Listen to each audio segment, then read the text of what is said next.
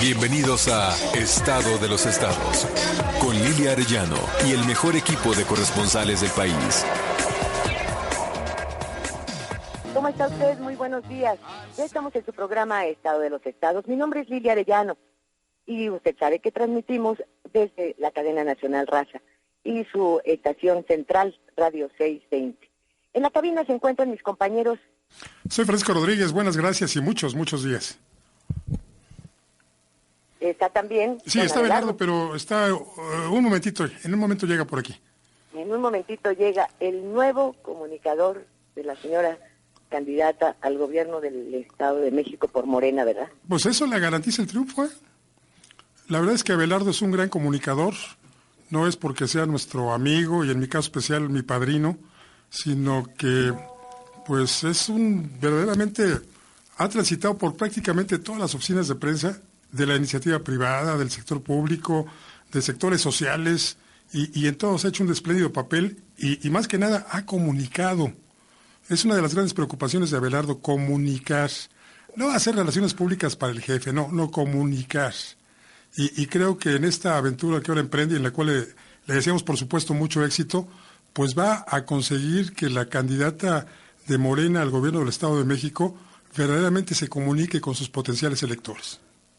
Bueno, y recordaremos que el auge y todo el prestigio que tuvo el 1+1, pues se debió a que contaba con, en ese momento, un Abelardo Martínez en su calidad de reportero, haciendo magníficos reportajes e información política, ¿recuerdas? Sí, bueno, yo lo recuerdo desde Últimas Noticias, en Excelsior. Fuimos compañeros también, estuvimos en la misma casa matriz que fue el Heraldo de México, una matriz que hizo muchísimos reporteros que hoy están en diferentes medios de comunicación. Y bueno, yo lo recuerdo como un gran reportero también de las Últimas Noticias. Oye, bueno, yo no me voy a aguantar de preguntarle. ¿Ya está por ahí en la cabina? Ya, aquí estoy escuchando. Yo me había mantenido en silencio, pues para que pudieran hablar ¿comunicar? a gusto, hablar a gusto y decir, pues la parte mala, porque esa es la parte buena, buenísima y que yo la aprecio, la agradezco. Pero me estaba torciendo el brazo para que dijera todo eso, ¿eh? Y sobre todo la preocupación que sí he tenido desde hace muchísimos años, que es la de que la comunicación debe ser para la gobernabilidad y para la armonía y la felicidad de los ciudadanos. La comunicación a la que estamos acostumbrados es para que el jefe se luzca, para que el jefe se vuelva famoso, y no una comunicación que revele lo que hace la sociedad, cómo avanza la sociedad, cuáles son los problemas, las carencias de la sociedad. Es decir, la comunicación debe ser lo que a nosotros nos enseñaron cuando empezamos a ser reporteros.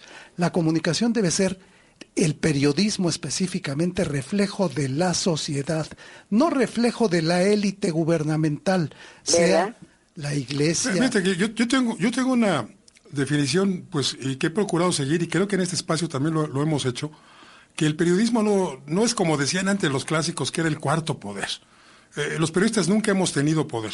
Algunos tienen cierta influencia, otros menos influencia, pero poder nadie ha tenido. No es el cuarto poder. Pero la prensa sí es contrapoder.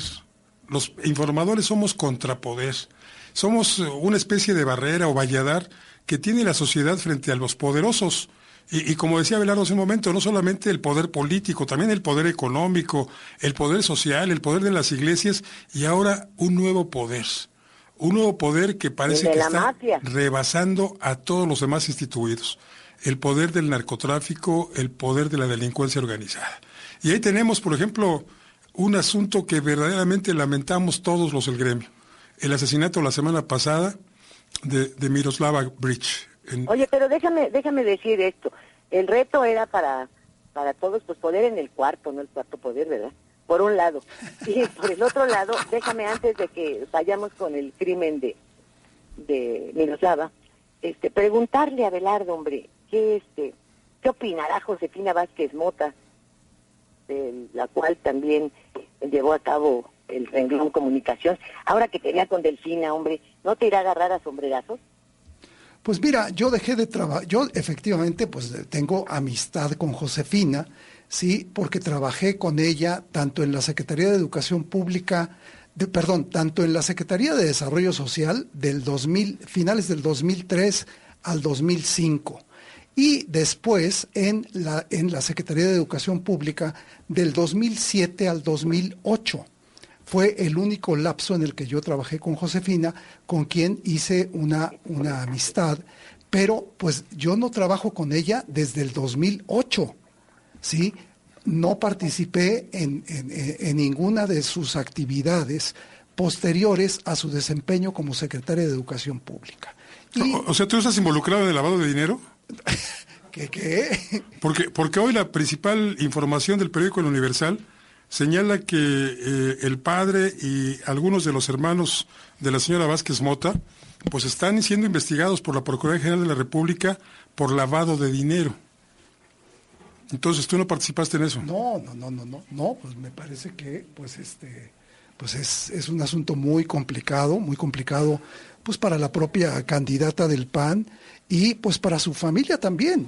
Sí, yo sé que su familia es una familia honorable, es una familia que ha trabajado. Su papá, por ejemplo, don Arnulfo, pues es una excelente persona. Es uno de los acusados de haber participado en empresas que están acusadas ahora de lavado de dinero.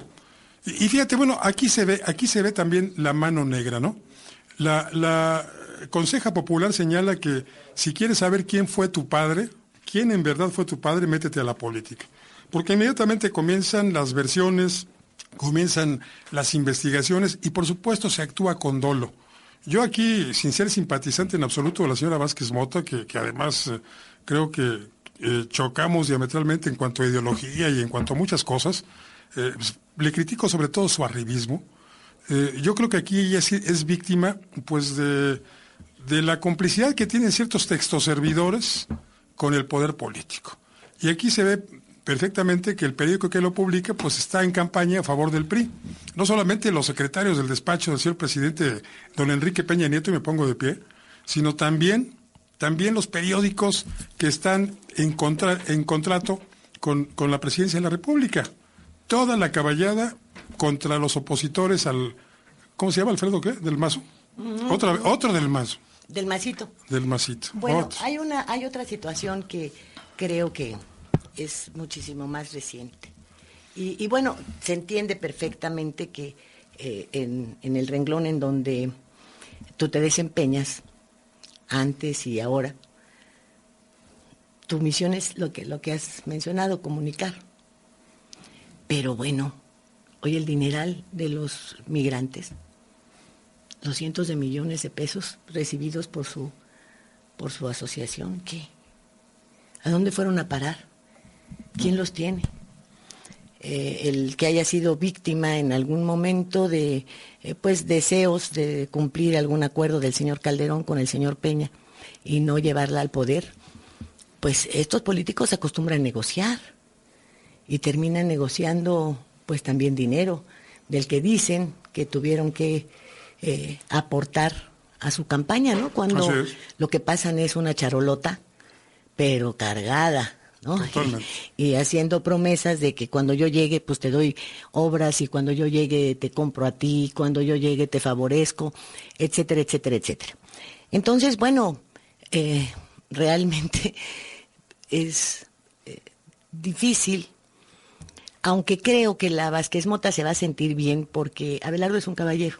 Absolutamente. Y tal vez cualquier otro comunicador de la señora Delfina, y habiendo ocupado una posición como la que, de cercanía como la que tuvo Abelardo, que nos está señalando que conoció inclusive a su familia, bueno, pues la tendría expuesta y preocupada, ¿no?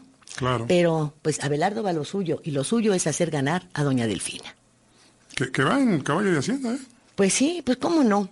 Y mira, el señor Erubiel Ávila, con mucho cinismo, dice que él no va a suspender los programas, que cada quien diga lo que quiera, pero él va a seguir regalando sus despensas. Ya ves que ya fue doña Carolina Monroy a regalar hasta tinacos, están tratando de El comprar. niño Nuño fue a llevar pulseras con USBs.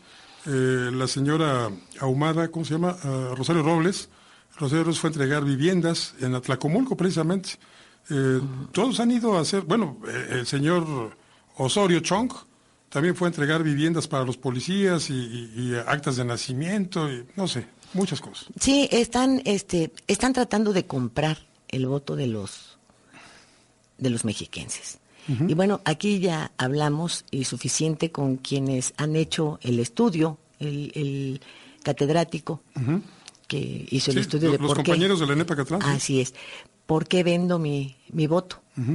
Yo creo que es momento de reflexión para todos, de darnos cuenta que el que te lleven una despensa, el que te regalen un tinaco, etcétera, no es ninguna prebenda, es algo que deberíamos de tener todos los mexicanos, ¿no? Y no nada más en épocas de elección. Y no nada más en épocas de elección, porque de nada va a servir que le entreguen una vivienda. En primera, no se la están regalando. ¿No? La va a pagar. Bueno, ¿y cómo la va a pagar si las cosas siguen en el mismo tenor en el que las tenemos en el presente y de un momento a otro se queda sin trabajo? Y se queda sin trabajo el señor y la señora. Y no pagan la casa. Y entonces, así es, y entonces pues, se las van a recoger. Fíjate y podemos ver qué va a pasar con que si les regalan un USB, sí, y la computadora. Y cuando, fíjate, algo que ya, eléctrica para la computadora. Algo que ya no hacían en los Montepíos, que era recibir cosas que no fueran alhajas, vehículos, casas, ¿no? Y cuando se inició el Monte de Piedad, recibían herramientas, géneros, las cabezas de las máquinas de coser, etcétera, etcétera. Bueno, incluso porcelana, muchas cosas. Bueno, hoy ya te prestan por el celular. ¿Por el celular? Sí, señor, te prestan por la laptop, te prestan por la computadora. Ya vuelven a retomar los préstamos de los artículos que hay en cada casa y que de repente llegan con que hoy hay que comprar la medicina o ahora sí no tenemos ni un peso ni para comer hoy, y entonces agarras lo que encuentras y te lo llevas a empeñar. Claro. Bueno, pues ya están recibiéndolo todo. Fíjate, Lilia, que a mí es un síntoma muy grave. Entonces, ¿de qué sirve que te regalen la laptop o el USB si no tienes en dónde usarlo? Y por la otra, tienes esto y llega el momento de la necesidad y lo vas a ir a dejar al Montepío. Claro. Entonces hay que ver cuáles son las circunstancias económicas, a dónde hemos llegado y bueno, pues agárrelo si quiere, ¿no? Mira, lo moralmente correcto sería no hacerlo, si no vas a votar por ese partido. Pero bueno, se entiende que las necesidades son muchas. Tómelo, pero mantenga su voto. Vote en conciencia. Claro, como algo suyo, que no le genere ningún... Lo que pasa es que los obliga a que lleven una fotografía del voto como lo emitieron. Ahí también debería haber alguna regla de que pues no entran a los celulares a las urnas, pero también ahí sería meterte con la integridad de las personas. Pero mira, nos hemos detenido demasiado en ver la parte de los que compran y los que venden el voto. Y a mí lo que me preocupa más es la pasividad o la ausencia total de las autoridades que deberían estar sancionando esto. Todos los periódicos, o al menos algunos periódicos, porque cierta prensa ya sabemos que no lo haría, han estado difundiendo cómo se está comprando el voto, cómo se están regalando enseres domésticos, USBs, casas, todo se está regalando en el Estado de México por parte de los secretarios del despacho del señor Peña Nieto. ¿Y las autoridades? ¿Dónde está el INE? El Instituto Estatal Electoral del Estado de México. El Instituto Estatal Electoral, ¿dónde está? ¿Dónde están? Van a decir, es que la ley no lo prohíbe hasta en tanto no comiencen formalmente las campañas, que comenzarán la semana próxima, el domingo 3, el lunes. El lunes 3. Bueno, es que las leyes están hechas precisamente para eso. Bueno, las leyes para mantener por un lado, a la mafia. Y por el otro lado, quienes integran esos institutos estatales, óyeme, con los salarios que reciben, no, y aparte están maiciados, los gastos, pues nadie quiere más que recibir órdenes y quedar bien y sostenerse ahí los años que le corresponden en esa posición. No tienen calidad moral. No. Y como no la tienen, pues no dictaminan lo que es por eso digo que en México sucede exactamente lo mismo que en la democracia estadounidense, entre comillas, democracia estadounidense. El voto popular es rebasado por la decisión de una cúpula. En el caso de Estados Unidos, un colegio electoral. En el caso de México, los institutos electorales son los que a final de cuentas tienen la última palabra. Sí, la gran diferencia es que esos magistrados y esos grupos aquí cobran en dólares también, ¿eh? Sí. O sea, sí, su equivalente es en dólares. Sí. Y mientras el resto, 120 millones de mexicanos, pues cobramos, bueno, menos, ¿no? Porque ahí debe haber como unos 2 o 3 millones, ¿no, Abelardo? Es el de 1%. riquillos, ¿no? El 1%. Pues es el 1%, pues es 1 millón. 1 millón. 1.200.000 protegidos Fíjate. económicamente de manera brutal. Y los demás, pues los demás seguimos cobrando en pesos, ¿eh? Sí. Sí. Pues sí, pues sí. Pues sí. Nos vamos al corte. Vámonos al corte. Ya bien. I've got you under my skin. I've got you deep in the heart of me. So deep. Y bien, pues continuamos ahora con una visita muy agradable aquí en la cabina. Agradable por muchas razones. Primero, porque se trata de una mujer sencilla. Bien, pues continuamos ahora con una visita muy agradable aquí en la cabina. Agradable por muchas razones. Primero, porque se trata de una mujer sencilla, que esperamos no tome la determinación de ir al cirujano plástico, ¿verdad? Que mantenga su... Además, se ve muy bien, ya su imagen tiene una cercanía con todos nosotros, que se alaba, ¿no? Porque de repente vemos así estrellas de Hollywood que pues no sabemos si al rascarles están totalmente huecas. ¿No quieres hacer las presentaciones, don Abelardo? Con mucho gusto, pues tenemos la presencia de la candidata de Morena al gobierno del Estado de México, la maestra Delfina Gómez, que fue presidenta municipal de Texcoco, que ha sido maestra de escuela, que ha sido una mujer dedicada al trabajo principalmente de la docencia, fue maestra durante muchos años y después directora de escuela. Y también, después de la presidencia municipal de Texcoco, fue diputada federal. Por cierto, fue una diputada federal crítica de los diputados, porque ella cumplía con horarios de trabajo estrictos, es decir, no llegaba, checaba y se salía, sino que decía que si los maestros debían cumplir un horario y debían ser sometidos a exámenes periódicos, pues igualmente los representantes populares debían ser sometidos a horarios y a pruebas de desempeño, pues que lo hemos comentado ya aquí en muchísimas y repetidas ocasiones, que los funcionarios públicos, por supuesto, diputados y senadores, debieran tener pruebas de desempeño, que nos digan qué están haciendo, cómo lo están haciendo, porque lo que sabemos es los dispendios, los abusos. Pues es que eso es lo que hacen, no hacen otra cosa. Si hicieran otra cosa, pues lo sabríamos, pero no hacen otra cosa. Y te corrijo, es maestra. O sea, esta profesión no fue pierde. Maestra, no, es maestra, ¿verdad? Claro. ¿Cómo te va? Mucho orgullo, muy bien. ¿Cómo estás? Buenas tardes. Nos hablamos de tú.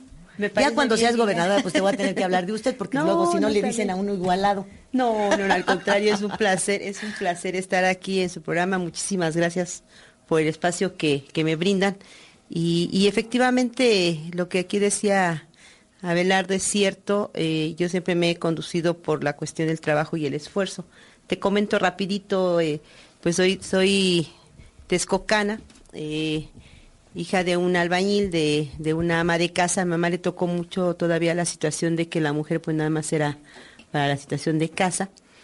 Y bueno, pues con mucho esfuerzo y trabajo logramos salir los 3 hermanos, somos 2 hermanos y una servidora. Salimos adelante. ¿Tu papá no tomaba pulque entonces? ¿Qué ¿verdad? crees? Que sí ¿Paco? había... Sí, ¿qué crees que Porque había? el pulque es chamaquero. Y si nomás fueron 3. No, ¿qué te crees? ¿Verdad? Que bueno, fuimos 6, lamentablemente por la situación, pues a veces limitada de economía, fallecieron 3 hermanos, muy pequeños. Y sí tomaba pulque mi papá, porque a la vuelta de tu casa, que todavía por ahí vivo todavía, pero ya no está la pulquería, sí había una pulquería, y mi papá le decían el güero, porque tenía ojos verdes, era alto, era güero, y le decían el güero, y entonces agarraba a mi hermanita y ahí iban a a echarse sus pulques, mi papá iba por su pulque y ya Y tu regresaba. hermanita entraba a donde decía, ¿no? Las mujeres, para nada mujeres y prohibida la entrada a perros, uniformados y niños. Exactamente. Y menores. Sí. No, la dejaba afuera, exactamente, porque no la dejaban entrar, pero la acompañaba. Y sí era todavía, pues, yo me desarrollé en un lugar que era un barrio, todavía en un barrio en Texcoco, que le llaman el barrio de San Pedro. Ahora ya es colonia, ya subimos de categoría, ya somos colonia.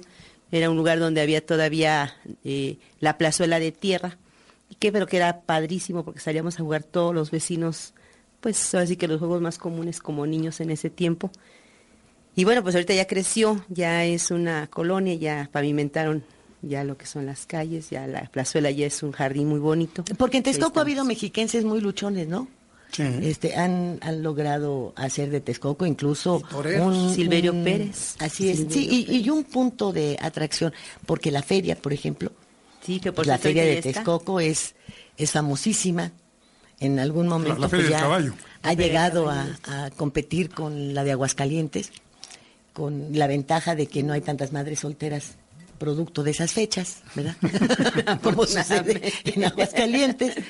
Y me parece que de allá teníamos algunos amigos. ¿Te acuerdas de Mauricio? Sí, Mauricio Rodríguez. No, Mauricio Rodríguez Valdés no. Rodríguez. Mauricio Valdés. Mauricio Valdés, ¿cómo Un no? excelente persona. Fíjate que yo tuve oportunidad de trabajar, él en ese tiempo tenía una escuela particular, Columbia School, me invita a trabajar como directora y yo trabajo un tiempecito ahí en esa escuela que yo adoré mucho también, porque me enseñó a que la gente cuando tiene esos principios, esos valores es maravillosa y él me dio una gran oportunidad de poder laborar un tiempo en una escuela particular. Y ha tenido algunos buenos alcaldes de la izquierda, Texcoco, ¿eh? Sí, pues estuvo Jorge de la Vega, el Liceo Horacio Duarte, el doctor Higinio Martínez, sí ha tenido buenos Jorge de la alcaldes. Vega el bueno. El que no es Sí, chapaneco. están los- Que no es chapaneco, El que que no no- fue Exactamente, el El no bueno. chapaneco. Y usted misma, que fue presidenta municipal de Texcoco. Sí, pues yo también en el 13-14 fui presidenta municipal por Texcoco. Yo no militaba en ningún partido, yo, como que decían aquí, siempre me dedicaba a la docencia. Mi último cargo fue como directora y subdirectora en una escuela de 1,700 niños en la mañana, 1,400, 1,300 en la tarde. Pero bueno, me buscan los de Morena, me invitan a participar como candidata a presidenta municipal. Y bueno, pues yo así como que de momento decía, pues como que no, porque no me dedico, fíjese cómo tiene uno la concepción como ciudadano, no me dedico a la política, entonces pues yo no tengo experiencia, no tengo dinero, no tengo linaje. Como que a veces a los ciudadanos nos hacen pensar que solamente una persona con cierta característica y cierto perfil tiene que o puede acceder a esos cargos. Sobre todo con linaje, ¿no? Y lo vemos en el Estado de México, donde pues ya son 3 personajes con el mismo nombre que quieren, uno que quiere, ¿no? Sí, eso es lo lamentable, porque no permiten a otras personas, a otros ciudadanos tener esa oportunidad. Y efectivamente, pues aquí no hay Delfina primera, no hay Delfina segunda, porque ahorita, bueno, pues es ya el tercero el que quiere precisamente el cargo del gobierno del Estado. Por eso es muy importante que la participación ciudadana, por eso es muy importante la participación social, el que los ciudadanos se vean que sí es la posibilidad de ocupar cargos. Yo con la experiencia que tuve lo viví y lo comprobé de que cuando los ciudadanos deciden ahora sí que afianzar y valorar lo que es su decisión, claro que se puede hacer. Cuando me dicen que si quiero ser candidata, te digo yo con todos mis temores porque no tenía nada de eso, o sea, hija de un albañil, hija de una ama de casa, maestra, que después los contrincantes decían, pues es que es la maestrita, es la mujer, pues que se vaya a su escuela a enseñar, que viene a hacer aquí a querer un cargo. Pero afortunadamente los ciudadanos, ¿qué crees? Que no vendieron su dignidad y le apostaron a la maestrita, le apostaron La a la maestrita. mujer. Fíjese que hay que redignificar la docencia. Hay que reivindicar a los maestros. Mucho. Los maestros durante mucho tiempo fueron pues los líderes sociales en sus comunidades, junto con el médico y a veces también junto con el cura. Oye, una queja del oye, maestro y te iba muy mal en tu no, casa, claro, ¿eh? claro, ¿no? Pues, los papás le daban toda la autoridad al maestro y para los darte papás hasta tus cates. y los papás buscaban a los maestros para que los orientaran en muchísimos temas, incluso de la vida personal, y los maestros verdaderamente, pero llegaron estos gobiernos de derecha primero, y luego ahora el actual, y se han encargado de cebarse sobre los maestros, a los que pues, han criminalizado. Los han criminalizado, sí. Ser maestro en México es sinónimo de criminal, porque ya ves, toman carreteras y les pegan a los policías, y no es cierto, ¿eh? Y son flojos. No, además. Además, fíjate que es algo ¿Me que permites hacer una pausa? No Claro solamente que sí. por los comerciales, sino porque estábamos hablando hace un momento de la poca acción que emprenden las autoridades electorales del Estado de México y obviamente a nivel nacional sobre los actos de precampaña. Como las campañas empiezan formalmente dentro de unos días, entonces, bueno, esperamos que repitas tu visita para que ya nos hables del programa de gobierno, etcétera. Mientras tanto, sí queremos dar a conocer a la Delfina mujer, maestra, madre también. No. ¿Tienes hijos? No, fíjate que me dediqué al estudio, me dediqué al trabajo, porque me di cuenta que era mi vocación. Y me dediqué a los 1,500 niños que tenía ahí en la escuela. ¿verdad? Después Me dio la- de ver tantos, ay no, y llevarme más a casa. Bien lindos y amorosos. Sí, eso dices. Sí, son lindísimos. Porque en la noche no te despiertan con los 40 grados de calentura. Vámonos al corte, enseguida volvemos. En la cabina, acompañados muy bien por la candidata de Morena al gobierno del Estado de México. Y te tenemos una sorpresa. Fíjate que todos los que llegan a esta cabina llegan al poder, ¿verdad? Hemos tenido así. Bueno, Así sea. a Carlos Navarrete, ¿verdad? Después ya presidente del PRD nacional, Gregorio Sánchez, Francisco Alor, ¿a quién más hemos tenido? A los gobernadores también, ¿verdad? Sí, así Fíjate, es. Qué bien, eso O sea, sí. está bendita, sí. Luego a muchos nos han desilusionado Claro. y hemos tenido que hablar muy mal de ellos posteriormente porque, por desgracia, sus administraciones no han sido las mejores. Pero yo creo que en este caso no vamos a fallarle, ¿eh? Claro, Porque no. ese conocimiento sobre lo que es la cultura del esfuerzo para lograr salir adelante, sacar adelante a una familia, ayudar a los hermanos, a los papás, bueno, eso sirve para entender a la sociedad. Y ahora los ciudadanos no estamos viéndonos ni representados ni entendidos en todo lo que son nuestros esfuerzos, ¿no? Se les hace muy fácil, pues, no crear la infraestructura y las condiciones necesarias para que la iniciativa privada invierta, se generen los empleos que se requieren y los jóvenes tengan futuro. Y no se ponen a pensar en todos los sacrificios que hicieron los padres para mandarlos a la universidad. Aunque los mandes a una universidad de paga, ¿eh? Si es que lograron entrar a la UNAM, ¿no? Por eso, y los de paga, cuando 92% rechazados. salen los muchachos y ganan menos de lo que el papá pagaba por colegiatura. Sí, sí, sí. Aquí lo hemos insistido mucho que el principal problema es salud y educación. No solamente en el Estado de México, sino a nivel nacional. ¿Sí? Si no hay salud y educación, ¿cómo puede haber oportunidades para todos en igualdad de condiciones? Aunque el Estado de México también la seguridad es un Sí, yo factor creo que es peor la seguridad, ¿eh? importantísimo. Lo hemos dicho. La corrupción que existe en las delegaciones de la policía, en las mesas del Ministerio Público, bueno, hasta en el servicio forense, es brutal. Le voy a relatar algo que lamentablemente sucedió en mi familia la semana pasada.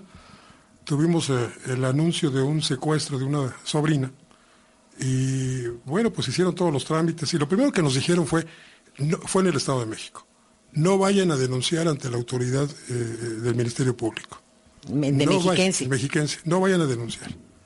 Y tuvimos el apoyo de la Policía Federal y de la Procuraduría General de la República para negociar con los secuestradores.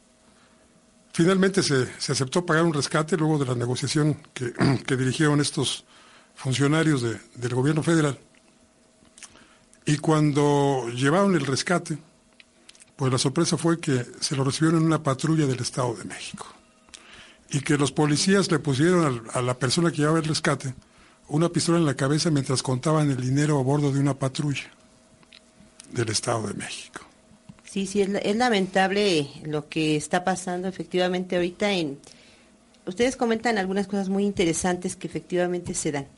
Primero, ahorita los recorridos que hemos tenido como precandidata, los recorridos que tuve, efectivamente me doy cuenta que así como yo en un momento dado me sentía desatendida, de no ser escuchada, porque también es una de las causas por las que yo decidí participar como candidata a presidenta, porque dije, bueno, voy a entrarle a ver si ahí puede haber algún cambio o si todo sigue igual y no hay nada que hacer y entonces ¿para qué nos quejamos?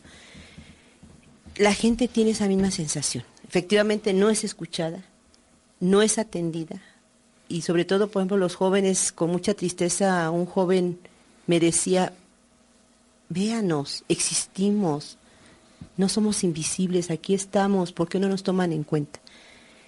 Y dentro de eso viene la falta precisamente de atención en temas como es inseguridad, como es salud, como es educación. Y te das cuenta que lamentablemente algo que está como una enfermedad abatiendo todas las situaciones es la corrupción. Corrupción en la seguridad, corrupción en los trámites que hacen los empresarios. ¿De qué se quejan?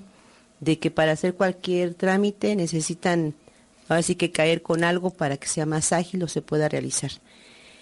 La inseguridad es algo que lacera y no solamente estamos hablando de secuestros, efectivamente, de desapariciones, también feminicidio. En primer lugar, a nivel nacional en feminicidio, y pareciera que no pasa nada. Pareciera que es algo que nada más dándole un apoyo al niño que queda sin madre porque la mataron o porque hubo alguna situación de violación a lo que es su vida, ya con eso se arregla todo. Y es esa falta de sensibilidad que efectivamente está faltando en los gobernantes, ahora sí que en los gobiernos que están. Yo creo que es el momento de que la ciudadanía tome una participación mayor. Es momento en que la ciudadanía no solamente diga estoy harto, porque así ya lo dicen, estoy harto y estoy fastidiado, estoy hasta el copete de lo que está pasando, pero nos quedamos en eso nada más. Yo creo que tenemos que actuar, tenemos que participar, tenemos que denunciar, tenemos que exigir, porque a veces los gobernantes piensan que estar en el gobierno es, como decía aquí Lidia, pues es tener una imagen bonita, dedicarme al glamour, dedicarme a la situación de todo lo que se puede conllevar el poder, pero no, es una responsabilidad. Yo decía, cuando yo llegué como presidenta, a las 6 de la mañana, 6:30, los oficiales me estaban dando, ahora sí que toda su parte.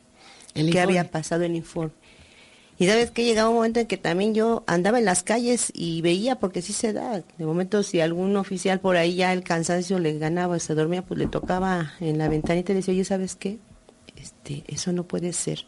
Y algo que fue muy determinante fue corrupción aquí nada, ni corrupción, ni falta de atención al ciudadano. Porque algo que tenemos que entender los servidores públicos es que estamos para servirles, que nos paga el ciudadano para servirles. Entonces eso es muy importante. Usted lo dice, maestra, hasta el copete. Y yo identifico el copete precisamente como lo que copeteó la corrupción en el Estado de México. Sabíamos que la policía del Estado de México era muy peligrosa, que no había que caer en ellos, pero no fue sino a partir de 1987 que la corrupción se exacerbó en el Estado de México, coincidentemente con el arribo del señor Peña Nieto a la gubernatura. Y la corrupción del Estado de México es imparable. Yo no sé qué hará usted cuando sea gobernadora, porque yo lo auguro que será gobernadora, para parar esta situación. Precisamente cortarla de tajo. ¿Y sabes por qué se da lamentablemente porque se da la corrupción? Por la voracidad. Yo llego a la conclusión de que a veces ya no es tanto un deseo de tener algo, sino ya es yo lo veo como una voracidad. Que digo, ¿para qué dan tanto dinero? ¿Para qué te dan tantos bienes materiales si finalmente pues no están haciendo lo que es su trabajo? Cuando se mueran nunca hemos visto una mudanza atrás de una carroza fúnebre. Exactamente. Y no te entierran con las alhajas puestas, ni con el vestido de Dior, ni nada que se parezca. Y es lo que ahorita temen. Yo estaba leyendo precisamente en el periódico, digo, oiga, que podría ser un honor que tanto secretario ande ahorita en el Estado de México. Pero si fueran buenos funcionarios. Sí. No, y si lo hicieran de manera permanente, claro, atendiendo las necesidades de la población, pero No, en este caso es ahorita, compra de votos, ¿no? Sí, es ahorita y eso se ha visto en otros momentos en donde cuando se acerca un proceso, pues claro que te quieren, te aman, se preocupan, te proponen, te prometen. A ver, hay que preguntar cuántos de ellos se han presentado en tragedias que han sucedido de explosiones, como la del mercado sí, la de los cohetes, el manejo de pólvora. Ah, ¿cuántos se presentaron?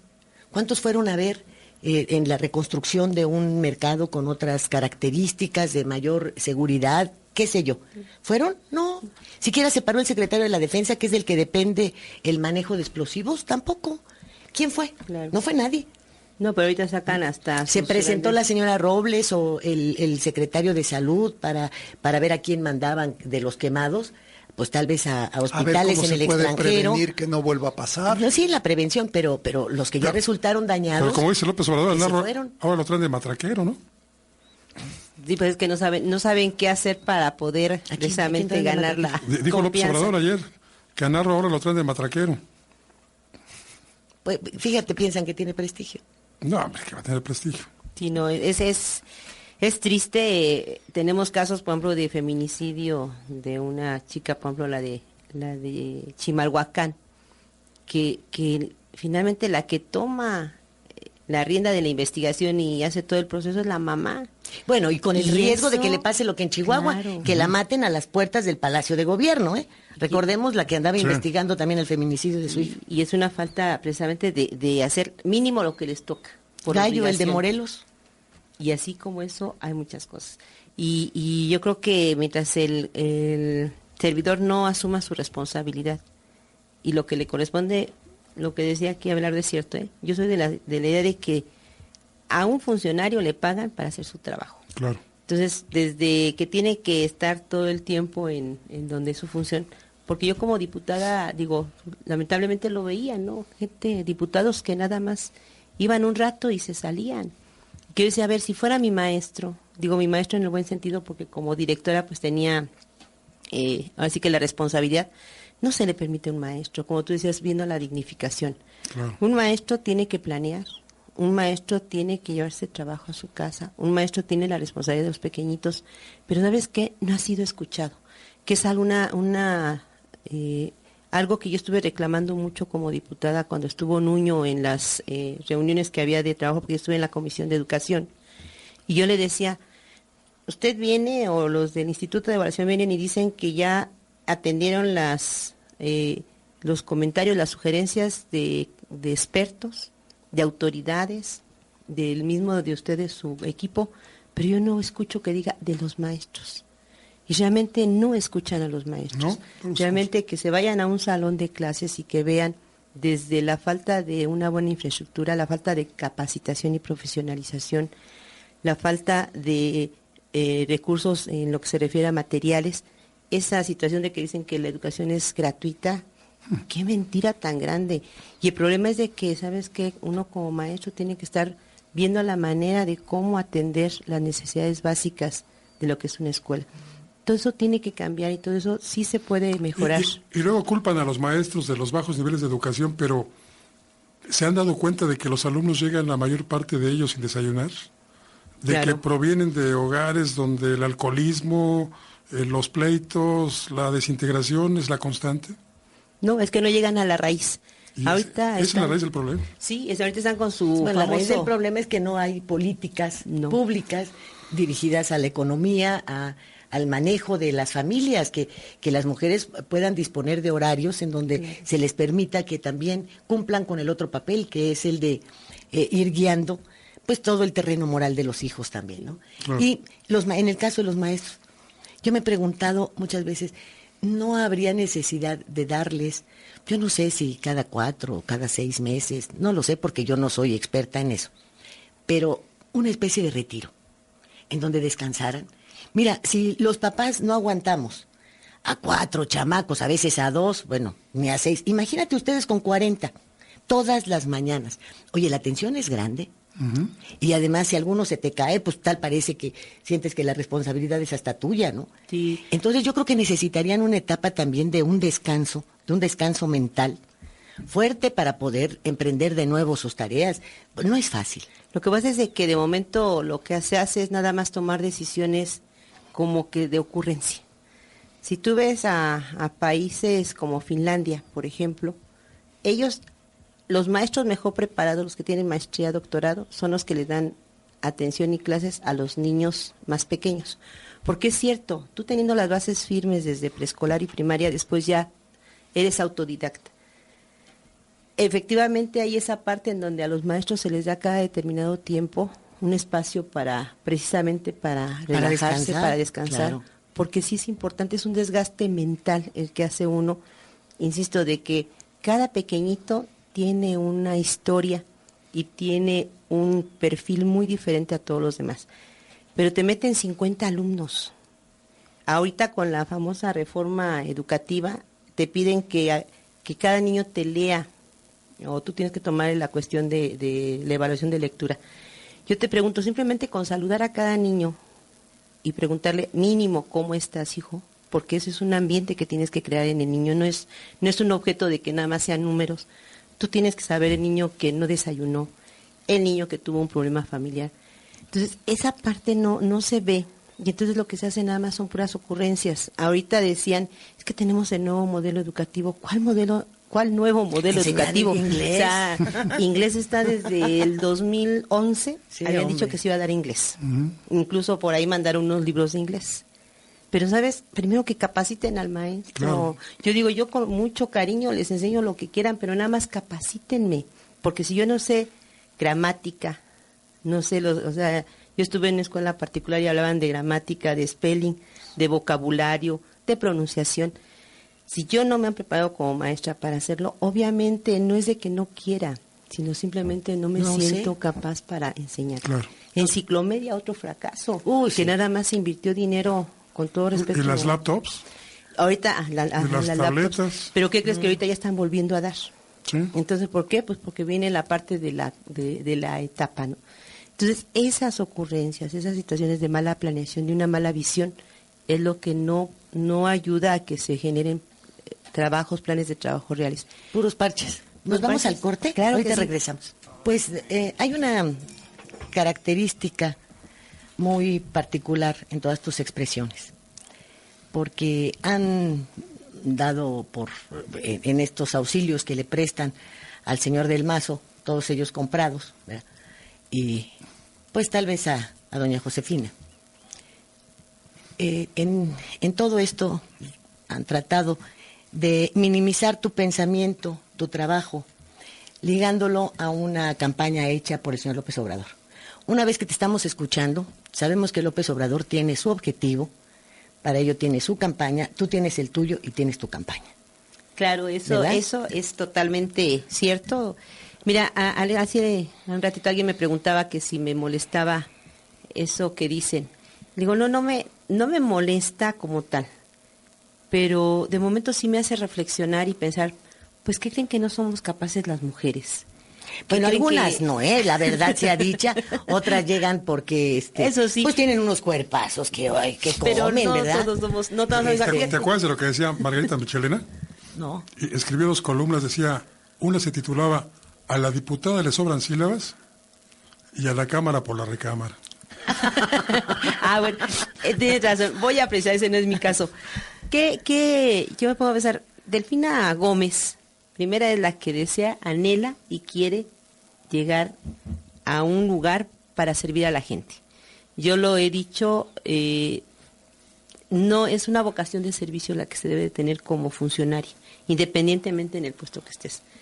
Segunda, efectivamente, el licenciado como dirigente, como líder, tiene su propia línea, tiene sus objetivos y que yo sé que los va a lograr porque ha sido un trabajo de más de 20 años, algo que se debe de Pero además no te reconocer. puede molestar porque es un hombre honesto. O No, sea, malo fuera que te exactamente. relacionaran con otra rata inmunda. A eso iba, fíjate que a mí me gustaría que, por ejemplo, Adel Mazo o algunos de ellos, algunos funcionarios, pudieran acompañarlos a alguien, ¿no? Sería como muy complicado, se les complicaría. Pero en el caso de una servidora, efectivamente, lo que yo he logrado como presidenta municipal, cuando yo gano, ¿quién es la que gana? Una servidora. ¿Quién es la que tiene que asumir la responsabilidad? ¿Y quién es la que tiene que entregar cuentas? Es una servidora. Y como diputada pasa lo mismo. Los principios que yo tengo desde chica, desde lo que me formaron en la familia, efectivamente mi padre decía, a ver hija, tú vas a tomar tus decisiones, ustedes van a tomar sus decisiones, pero van precisamente a ser responsables de las decisiones que tomen. Y por ello, ahorita, ¿por qué decido yo seguir participando? Porque me doy cuenta, lamentablemente, que tú podrás tener como ciudadano muchos deseos de cambiar, te podrás enojar, podrás sentirte impotente, pero si no estás dentro del sistema, es muy difícil un cambio. Si no estás dentro del sistema para tomar decisiones y para hacer acciones, para empezar a mover todos esos grupos, ¿no? Fíjate que como presidenta municipal yo lo expreso mucho porque es una experiencia. Lo primero que hice fue bajar el salario a la presidenta municipal, a los regidores y a los directores de primer nivel. Y a pesar de que dentro del cabildo tenía regidores de diferentes partidos, sí logré concientizarlos. Concientizar de que, oigan, me dejan a Texcoco con una deuda de cerca de 200 millones de pesos, por cierto, un partido priista. Me deja una deuda de cerca de 200 millones. Me dejan 5 patrullas que servían, 3 que no servían, porque había un negocio ahí de que alquilaban, contrataban las patrullas, como en otros casos se ha hecho. Y entonces, yo digo, bueno, con 5 patrullas que sirven para una población de cerca de 240,000 habitantes, pues no era posible. Lo que hago es precisamente reducir el salario. Y comprar las unidades que requerían. En mes y medio compré 50 patrullas. Ven nomás. Santo cielo. Pero aparte, ya te contaré. Don Abelardo, más. ¿cuándo nos hace usted favor de volver a invitar a la maestra? Pues en cuanto la agenda de la maestra lo disponga, sé que el ánimo de apertura de noticia que tenemos en nuestro programa nos permite pues que ser abiertos todo el tiempo. Claro. Entonces la invitación está abierta. Gracias. Gracias, maestra, por su presencia. Al contrario, muchas gracias a ustedes y muchas gracias, y los micrófonos están abiertos. Sí, en la producción Saúl Peña y Alberto Bautista, en la dirección de información, la agencia del momento, los controles Alberto Aguilar, el soporte técnico ingeniero Gilberto García, asistentes de producción Alfredo Villavicencio y César Villafranca. Abelardo Martín les da las gracias, buenos días. Soy Francisco Rodríguez, buenas gracias y muchos días. Maestra Delfina Gómez, muchísimas gracias por estar en esta cabina. Mil gracias a ustedes, bonito día. Gracias. Soy Lilia Arellano, le deseo muy buen día y si nos hace favor, nos escuchamos mañana a las 10 de la mañana en punto, ¿verdad? 10 con 2 minutos.